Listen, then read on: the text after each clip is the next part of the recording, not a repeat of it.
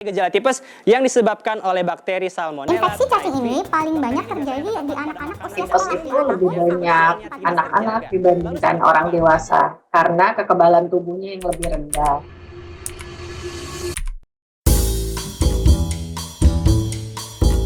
Kesehatan menjadi salah satu faktor penting penunjang kemajuan suatu bangsa. Namun, adanya suatu kelompok penyakit yang merupakan ancaman besar yang berisiko menurunkan derajat kesehatan pada masyarakat di dunia, yaitu penyakit menular. Penyakit menular yang paling sering terjadi di negara berkembang seperti Indonesia adalah penyakit pada saluran pernapasan dan pencernaan. Satu contoh adalah demam tifoid. Demam tifoid disebabkan oleh bakteri Salmonella typhi yang menyerang lambung dan usus dan ditularkan melalui makanan dan minuman. Satu penyakit lagi yang cukup umum terjadi di Indonesia dan juga disebabkan oleh kurangnya kebersihan lingkungan dan perilaku individu adalah infeksi parasit cacing. Infeksi cacing ini disebabkan oleh kontaminasi makanan atau minuman, kondisi lingkungan yang kurang bersih, dan sanitasi yang buruk. Angka kejadian demam tifoid di Indonesia mencapai 500 per 100.000 penduduk, dengan prevalensi kejadian demam tifoid tertinggi pada usia 5 ke 14 tahun. Ada juga sekitar 250 kasus infeksi cacing pada anak usia prasekolah dan lebih dari 500 juta kasus pada anak usia sekolah dasar. Hal ini menunjukkan bahwa anak-anak merupakan populasi target untuk penyakit menular seperti tifoid dan infeksi cacing di Indonesia. Oleh karena itu, diperlukan suatu pencegahan kepada anak usia sekolah dasar agar mereka dapat memahami pentingnya menjaga kebersihan diri dan lingkungan sehingga tidak terkena penyakit infeksi yang menular seperti infeksi cacing dan demam tifoid. Kami dari kelompok Tutorial 8 Blog Tropical Medicine membuat suatu gagasan yaitu Play Smart, petualangan panduan pembelajaran anak yaitu guidebook yang bertujuan untuk memberikan edukasi pencegahan dan kebersihan melalui permainan yang baru dan unik. Materi disampaikan dengan cara yang sesuai untuk anak sekolah dasar, sehingga mereka diharapkan dapat meningkatkan ketertarikan untuk berpartisipasi dalam kegiatannya dan juga dapat ingat dan pahami materi yang diberikan.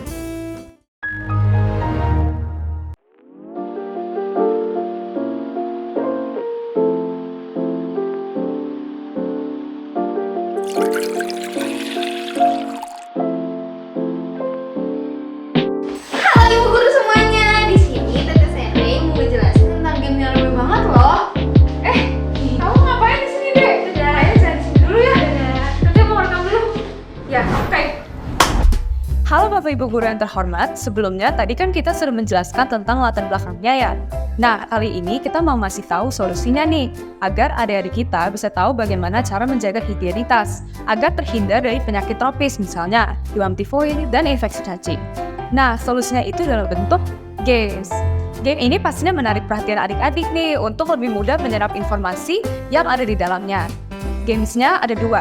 Yang pertama adalah Simplified Escape Room.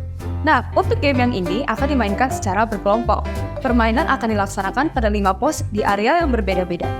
Peserta akan memulai permainan dari satu pos ke pos yang lainnya, mulai dari pos yang pertama secara berurutan sampai ke pos yang kelima. Pos 1.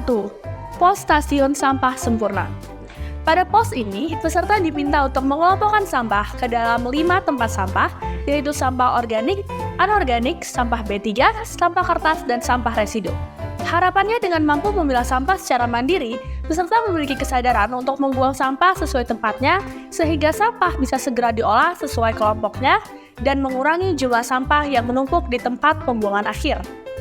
Pengelolaan sampah yang baik juga diharapkan bisa membantu mengurangi penularan demam tifoid. Pos 2. Inspeksi jari-jari. Untuk menguji pengetahuan dan kesadaran tentang waktu-waktu wajib cuci tangan, di pos kedua, peserta diminta untuk menyebutkan 6 kondisi yang mengharuskan untuk cuci tangan dengan sabun antiseptik. Harapannya, dengan menerapkan budaya cuci tangan sejak dini, para siswa dapat secara sadar menjaga kebersihan untuk mengurangi penularan melalui tangan. Pos ketiga, Raja Sabun Serbagunanya. Setelah mengetahui kondisi-kondisi yang perlu melakukan cuci tangan, diharapkan peserta juga mampu mempraktikkan 7 langkah cuci tangan yang benar. Ditambah dengan menggunakan lagu, harapannya para siswa lebih mudah untuk mengingat langkah-langkah dalam mencuci tangan yang benar. Pos 4. Diriku sehat.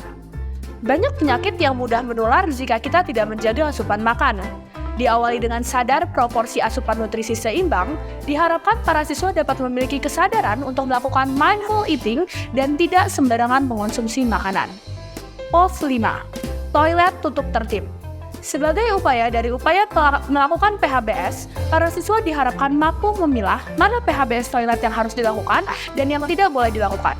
Dengan begitu, selain kebersihan diri, para siswa juga mampu menjaga kebersihan lingkungan sekitar.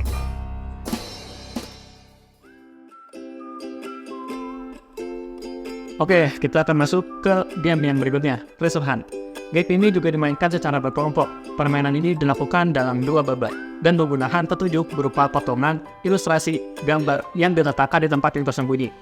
Oke, untuk babak yang pertama, pada babak ini semua peserta akan mencari petunjuk sesuai tugas atau task yang dibacakan oleh panitia.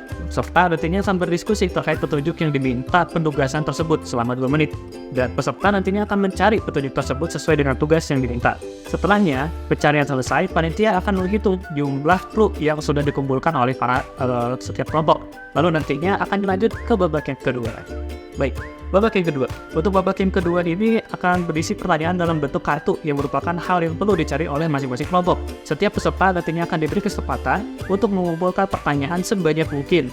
Oke, selanjutnya masing-masing kelompok akan berdiskusi dan menjawab semua kartu pertanyaan yang sudah didapatkan.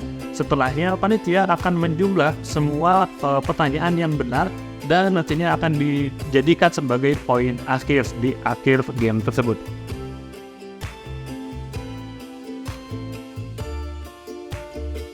Bagi Bapak Ibu guru atau teman-teman yang sedang melakukan KKN yang kebetulan memiliki permasalahan yang sama dan mau menerapkan permainan ini di sekolahnya, boleh banget ya mengunduh juga pedoman permainan di buku ini.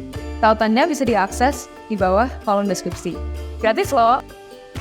Nah, di situ Bapak Ibu dan teman-teman KKN bisa melihat petunjuknya lebih detail, misalnya terkait ketentuan peserta, peraturan, hingga perkiraan durasi permainan.